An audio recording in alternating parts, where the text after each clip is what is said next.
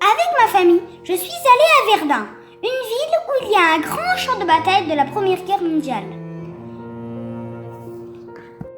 Pour abriter les soldats, il y avait des forts, dont le fort de Vaux et le fort de Douaumont.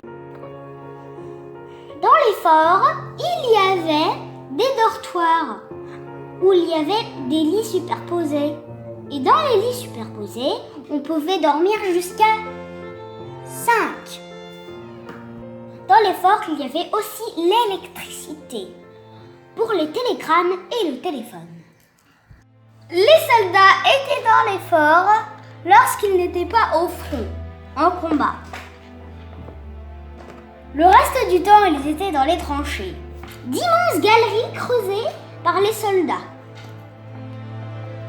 À gauche, nous voyons les tranchées françaises et à droite, les tranchées allemandes. Le but des soldats était d'arriver sous les lignes ennemies et afin d'y faire exploser des bombes. Le no man's land est ce qui n'appartient à personne. Les mitrailleuses font de nombreux dégâts.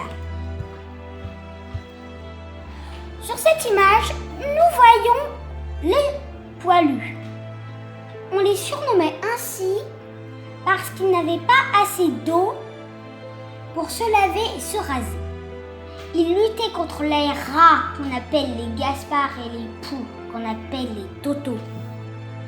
Tous ces cratères sur cette image ne sont pas des cratères normaux. Ce sont en fait des trous d'obus.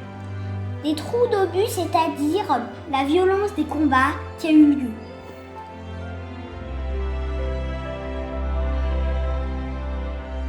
En 1914, les soldats étaient équipés avec des tipis rouges.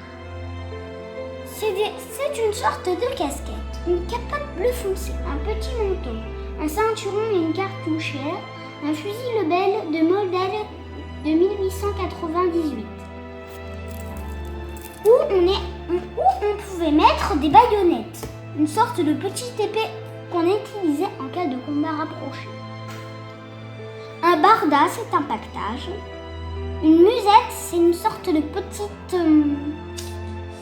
sacoche où on met le pain. Pantalon rouge garance, jambière et des brodequins. Les soldats allemands étaient équipés de casques à pointe.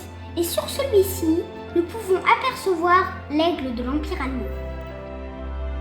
Sur cette image, nous pouvons apercevoir des obus qui pouvaient mesurer jusqu'à 2 mètres de haut et qui pouvaient atteindre la largeur d'une chaise. À partir de 1915, les deux camps utilisent des gaz mortels. Pour se protéger, on équipe les soldats de masques à gaz et les animaux aussi. Pendant la Première Guerre mondiale, Verdun est en ruine. Près du fort de Douaumont, il y a l'ossuaire de Douaumont. Un ossuaire, c'est un peu comme un cimetière, où il repose beaucoup de soldats qu'on n'a pas beaucoup pu identifier. Dont un des soldats repose sous l'Arc de Triomphe à Paris, le soldat inconnu. Ici repose un soldat français mort pour la patrie. Sur la tombe du soldat inconnu, il y a une flamme qui est chaque année rallumée par le président de la République.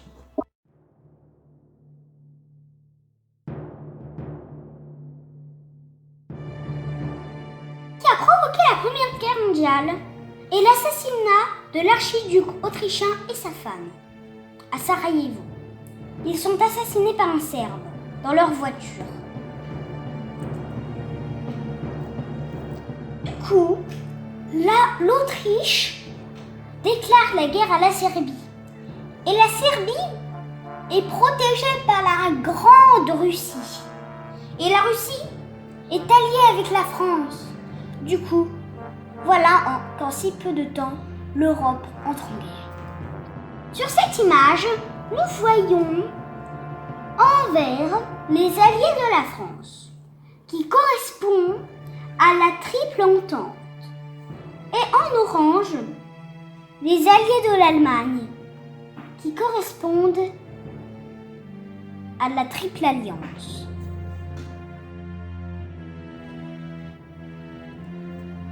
L'Italie n'est ni en vert ni en orange, parce qu'au début de la guerre, elle était du côté des Allemands, et qu'à la fin, elle était du côté des Français.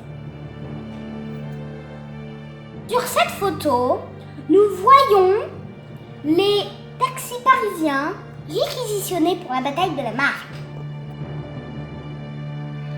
Fast in France, seulement en anglais, veut dire que les Américains veulent venir combattre avec nous pour nous sauver.